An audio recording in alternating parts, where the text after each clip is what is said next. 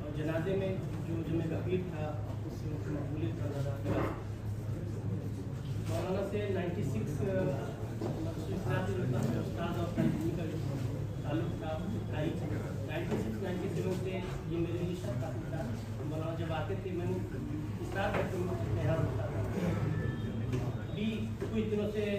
2018 या 2019 से जब ये कोरोना के बाद एक मरतबा आए तो जाऊँ मस्जिद के आप कह रहे थे मैं क्या दसरा मैं क्यों वहाँ क्यों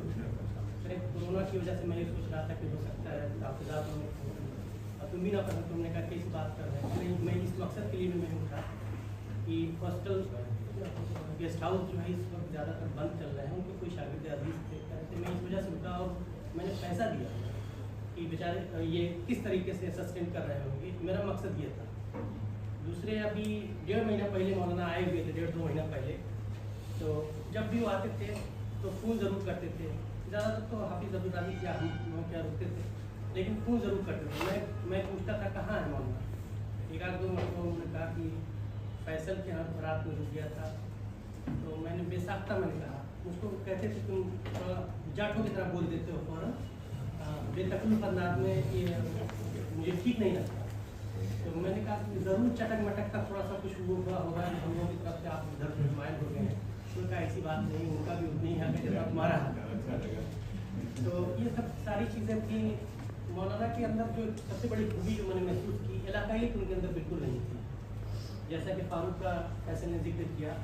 फारूक के साथ मौलाना के साथ मौलाना अयूब साहब भी खड़े थे 2 असातिज़ा पिलर के तौर पर खड़े हुए उन्होंने कहा कि एक जुर्म की 2 सज़ा नहीं हो सकती। एक तो हॉस्टल से उसका एहराज किया गया तो जो भी उस्ताद आती शागिर्दों के ऊपर तो वो जिस तरीके से मुर्गी अपने बच्चों को अपनी तरफ ढाँप लेती थी उस तरीके से मौलाना और मौलाना अयूब साहब दोनों आदमी के अंदर मैं ये चीज़ देखता हूँ। ये नहीं कि डॉक्टर अजमल साहब बैठे हुए हैं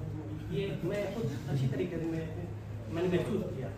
तो अगर मौलाना खड़े नहीं होते मौलाना अयूब साहब खड़े नहीं थे तब इंतजामिया ने लगभग फैसला कर लिया था। लोग बजिद थे कि मतलब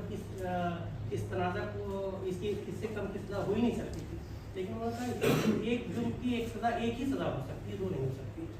तो बहरहाल फारूक जो हम लोग क्लासमेट था सारी चीज़ें हम लोग के सामने थी किस तरीके से मौलाना सामने आए और जो अभी आए थे तो मैं बात दूसरी तरफ डाइवर्ट हो गई तो उन्होंने कहा कि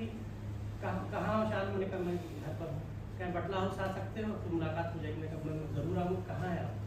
बटला हाउस वहाँ खड़े थे तो मैं आया बाइक से लेकर के और तकरीबन 20 पैकेट उनके पास पापे था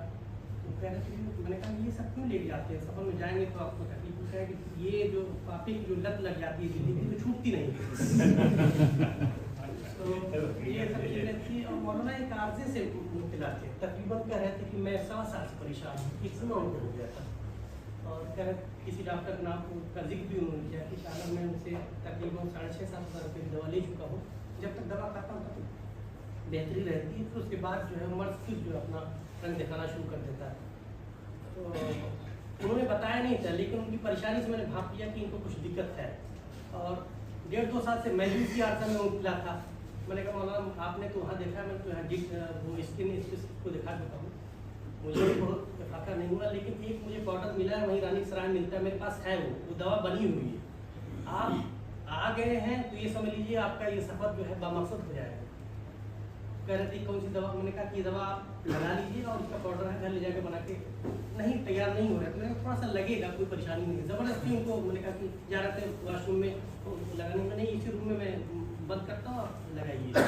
लगा करके आधा घंटा थोड़ा उनको परेशानी हुई चेहरा वगैरह जो है मैं देख रहा था कि यहाँ लग रही है। फिर उसके बाद रात में मैंने फ़ोन किया क्या मम्मा क्या है रहा था उनका शाल फिर उसके बाद हाथ मेरा वहाँ नहीं गया हफ्ता 10 दिन तक उनसे बात होती रही मम्मा क्या फाका हुआ पाउडर लेके गए थे हमने कहा आप इसमें से 50% आपके पास रखिए 50% मेरे घर दे दीजिएगा किसी को ज़रूरत पड़ेगी वो भी यूज़ कर लेंगे। तो ये सारी चीज़ें थी। फिर अभी मैं गया था तो मैं अशफाक के यहाँ एक रिसेप्शन वहाँ भी मुलाकात हुई शाला तुम्हें तो हमारी मुलाकात तो शादियों ही में हो रही है वैसे मुलाकात तो नहीं मरना हो जाएगी बस वही आखिरी बात थी। उससे पहले और सारी बातें हुई घरेलू मसाइल पर भी उन्होंने गुफ्तगू की उन्होंने ही बताया कि मैं इस नौकर में रिटायर हो रहा हूँ मेरा ये प्लान है मैंने ये कर लिया है और ये करना है। एक बच्चा जो जमीन मिले इस्लामिया में पढ़ रहा है बस उसी की जिम्मेदारी मैंने पढ़ा तमाम बच्चे अपने पैर पे हैं या सफेद होते। मौलाना के अंदर जो खूबी थी आज और हमारे यहाँ हर है, शायद हर उस्ताद के अंदर अपनी खूबी होती है, लेकिन उनके अंदर जो इनफरादी खूबियाँ थी जिसको मैंने जिक्र किया कि वो इलाकाई बिल्कुल नहीं थी और तमल्लुक पसंद बिल्कुल नहीं थी। जो बात उनके दिल में ज़ाहिर बात में उनका ऐसा था, ये आजकल के लोगों में बहुत कम ये खूबी मिलती है। तो इन तमाम बातों को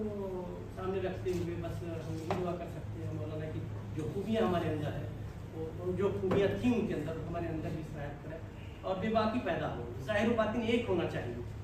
गलत अगर कोई है तो गलत कहने की हिम्मत होनी चाहिए और गलत कहना चाहिए। तो मौलाना के अंदर तमाम खूबियाँ थी। एक जिक्र और करके मैं छोटा सा करके बेतकल्लुफ़ी के ताल्लुक से मैं बात खत्म करूँगा। मौलाना मोबाइल भी यूज़ करते थे, मौलाना सुनते कम थे। जो आदमी ये देखिए साइंटिफिक वो है कि जो कम सुनेगा तेज़ बोलेगा भी, मौलाना तेज़ बोलते थे और कम थोड़ा सुनते, ज़्यादा नहीं था। तो वो नोकिया या सैमसंग का मोबाइल 1200 रुपये आता था, वो यूज़ करते थे। तो तेज़ करके बोलते कम सुनते थे। फिर उसके बाद कुछ दिनों के बाद लेकर के आए स्मार्टफोन। तो मैंने कहा कि अब क़यामत करीब है, आप लोग भी जो है स्मार्टफोन लिए हैं तो बेवकूफ़ उसमें इसमें आवाज़ बहुत अच्छी आती है, उस पर मैं सुन नहीं पाता।